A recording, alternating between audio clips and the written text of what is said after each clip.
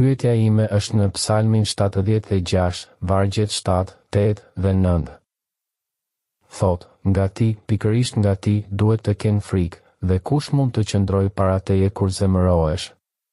Ti ke bërë që të dëgjohet nga qielli vendimi yt, tokën e zuri frika dhe heshti, kur Perëndia u ngrit për të gjykuar, për të çliruar tërë nevojtarët e tokës. Pyetja ime motër është, e dim se zemërbutët e tokës ishin Mojsiu dhe Zoti ynë Jezu Krisht. Dua që ju të na mësoni se si ne, si bijtë të Perëndisë, të jemi zemërbutë.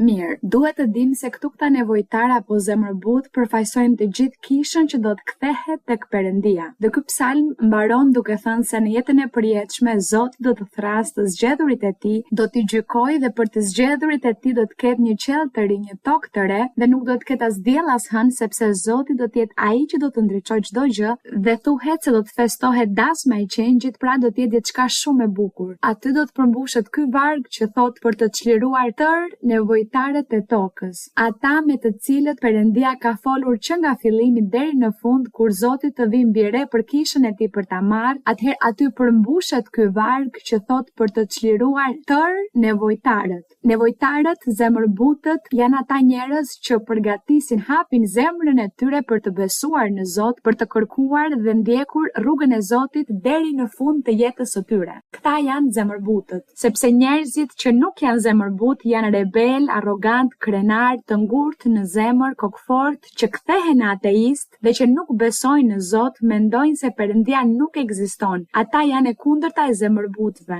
Dhe zemërbut është ai që pranon, që beson, përgatit zemrën për Perëndin ton. Kështu që të gjitha kriteret e një personi na thonë se personi duhet të ketë dashuri, të ketë mirësi, mëshirë, paqe, të jetë zemërbut. Thuhet se zemërbutët kanë të gjitha frytet e frymës dhe duke qenë se i kanë, do të shpëtohen dhe Perëndia do t'u jap jetën e përjetshme. Dhe kur të ketë mbledhur kishën e tij, do të thuhet Zoti këtu shpëtoi zemërbutët e tokës. Të gjithë ata, të cilët që nga fillimi, le të themi që nga Adami deri në fund kur Zoti të vi do të shpëtohen, do të besojnë, do të kërkojnë Perëndin, ata janë zemërbutët. Zemërbutët ata që përgatisin zemrën e tyre për Perëndin. Prandaj thot Zoti, thot lum ata që janë zemërbut, sepse ata do të trashëgojnë tokën, po jo këtë tokë fizike, por atë të jetës së përjetshme, qielli i ri dhe toka e re. Pra thuhet se zemërbutët do të trashëgojnë tokën e re që është në përjetësi. Më pas thuhet këtu se Zoti u ngrit për të gjykuar dhe për të çliruar. Kjo akoma nuk ka ndodhur. Në librin e zbulesës thuhet se kjo do të ndodhë në fund kur Zoti të gjykojë dhe të dërgojë disa në ferr, në liçenin e zjarrit dhe të tjerë në jetën e përjetshme. Kështu që shohim se këto vargje janë profeci nga fryma e Perëndisë, të thëna nga goja e atij që ishte duke kënduar. Këtu thuhet se ishte nga Asafi, një kantik i tij ku këndonte i marr, i poseduar nga fryma e Perëndisë, ai ishte një prift, një profet,